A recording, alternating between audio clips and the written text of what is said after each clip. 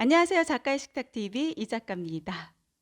예, 요즘 우리 구독자님분들 댓글도 많이 달아주시고 응원 많이 해주시고 계신데요. 정말 감사드립니다. 댓글들 하나하나 읽어 내려가는데 와, 우리 어머님들 정말 육아 전쟁을 그야말로 치르고 계시구나. 눈에 선하게 그려지더라고요. 우리 어머님들 아이들 정말 잘 키워내기 위해서 책 육아도 많이 하시고 그러시잖아요. 나름 이제 책도 열심히 읽어주시는 모습들.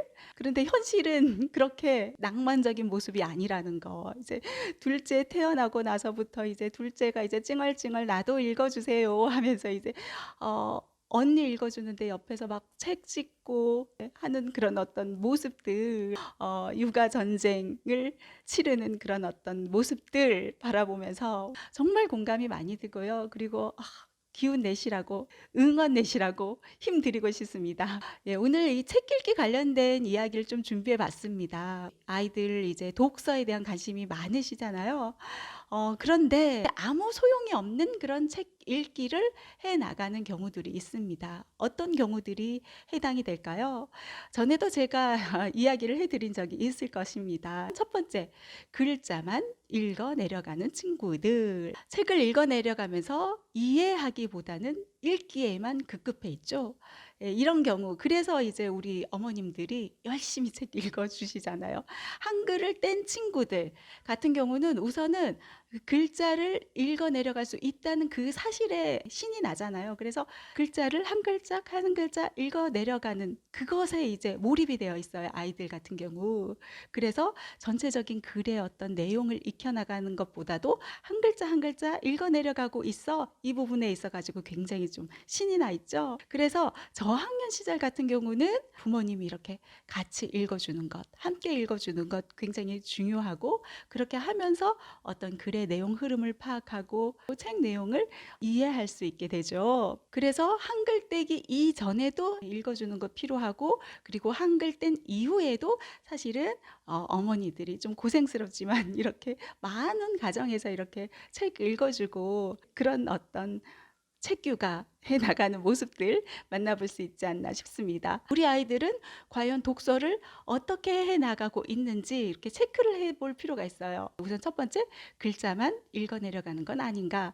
그리고 두 번째, 읽는 척 하는 건 아닌가. 보통 이제 글밥 가득한 책보다는 이제 그림이 같이 들어있는 책들이 있어요. 그러면은 그림을 통해서도 충분히 그 내용을 알 수 있거든요. 그 내용을 짐작할 수 있어요. 그래서 친구들이 글 읽는 거 너무 귀찮아 하면서 이제 그림을 통해서 그냥 감으로 이제 내용을 짐작해서 아는 거? 예, 이런 경우들도 해당이 되고요. 그런가 하면 속독하는 친구들, 예, 빠르게 읽는 친구들 있잖아요. 이 또한 빠르게 읽다 보면 무엇을 놓치게 된다? 정확하게 이해하기보다는 속도에 매달려서, 예, 속도에 치중해서 책을 읽어 나가게 된다는 겁니다. 보통 우리 수능 시험에 있어 가지고 국어 지문 굉장히 길잖아요. 그래서 아이들이 하는 얘기가 시간이 없어서 못 풀었어요. 사실 시간만 충분했다면은 다 풀 수 있었는데 읽어 내려갈 그런 어떤 시간이 부족했다. 그러면은 속독해 나가야 하는 거 아닌가 막 그런 생각들을 하잖아요. 하지만 사실은 수능 지문도 속독이 답이 아니다. 정독의 기초가 되어 있어야 한다. 수능도 정독을 기반으로 해가지고 이렇게 문제를 풀어나갈 수 있도록 그렇게 출제되고 있다는 것입니다. 이렇게 아이들이 잘못된 방법으로 독서를 해 나가는 경우가 있습니다. 가장 안타까운 경우가 어떤 경우냐 하면은 정말 잘못된 방법으로 독서를 해 나가는 경우들. 책 읽기를 암기식으로, 주입식으로 해 나가는 경우들 또한 생겨나고 있다는 거죠. 아이들이 책을 제대로 읽는지 확인하고 싶어서, 그래서 우리가 뭐 독후감도 쓰고 이제 여러 과정들을 하잖아요. 그런데 아직 쓰는 걸 너무 부담스러워해서 그냥 문제풀이라는 거를 하게 되죠. 그런데 그 문제풀이가 이제 닫힌 질문으로 이루어진 문제풀이인 경우, 이런 경우 같은 경우가 이제 책 읽기를 정말 문제풀이화해서 이어나가게 된다는 거예요. 책에 나와 있는 주인공의 나이는, 책에 나와 있는 주인공이 사는 마을은, 책에 나온 주인공이 입은 옷의 색깔은? 그래서 이런 식의 예를 들면은 이런 식의 어떤 물음, 닫혀 있는 질문을 하는 경우. 이런 식의 문제를 풀기 위해서는 그럼 독서를 할 때, 우리가 독서를 하게 될 때 어느 부분에 치중해서 글을 읽어 내려가게 될까요? 문제를 풀어 나가기 위한 독서, 암기하기 위한 독서로 이어질 수 있다는 겁니다. 자, 우리 책을 읽는 이유에 대해서 우리 한번 생각해 봅시다. 이런 닫혀 있는 질문에 대해서 대답하기 위해서, 주인공의 나이를 맞추기 위해서, 주인공이 입은 옷 색깔을 맞추기 위해서 아니잖아요. 책을 읽었는지를 파악하는 그 방법이 잘못됐다는 거예요. 책을 읽어 내려가는 이유는요, 우리가 깊이 있게 사고하기 위해서, 생각하기 위해서입니다. 그래서 자꾸 생각하게 해야 돼요. 그러기 위해서는 어떻게 책을 읽어야 할까요? 바로 소통하면서 읽어야 합니다. 어떻게 소통을 해? 문장을 읽으면서 자꾸 질문을 하고 소통하면서 읽는 거예요. 글들을 읽잖아요. 그러면 친절하게 뭐 질문을 해주거나 무언가를 문제 풀듯이 물어보면서 이렇게 글들이 답변이 적혀져 있는 게 아니라 사실은 어떤 물음표가 어떤 물음표의 문장이 숨겨져 있거든요. 그런 어떤 질문들을 던지면서 책을 읽는 거예요. 이를테면 이렇게 문장을 읽어내가면서 그래, 너 이런 이야기를 했어? 그런데 너 이 이야기를 통해서 너가 말하고자 하는 바는 뭐지? 하면서 질문을 던지고 또 깊이 있게 생각하면서 그러면서 한 문장 더 읽어보고 이렇게 파악해 나가는 거죠. 나 잘 모르겠는데 혹시 예를 들어 설명해 줄 수 있겠어? 하면 이제 읽어 나가다 보면 또 예시가 나오고요. 너가 이렇게 주장하고 있구나. 그 주장하는 근거들 조금만 더 이야기해 줄래? 그러면은 또 하나씩 그 근거들을 이야기해 나갑니다. 하면서 이제 또, 그러니까 너가 말하고자 하는 핵심 내용은 이거구나 하면서 이렇게 자꾸 소통하면서 활자와 소통하는 거예요. 활자와 소통하면서 책을 읽어 내려가게 하라는 거죠. 읽고 생각하게 하라. 읽고 이해하게 하라. 그러면서 읽으면서 그 안에 숨겨 있는 그 의미를 파악하게 하라는 겁니다.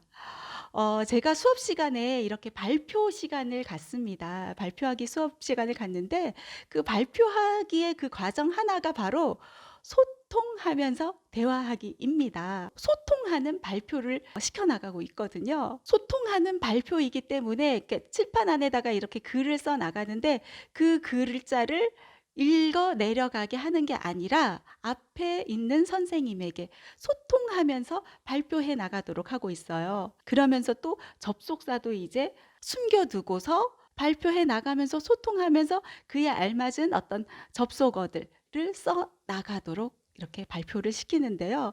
그러면은 아이들이 그냥 편하게 글자를 읽어 내려가는 게 아니잖아요.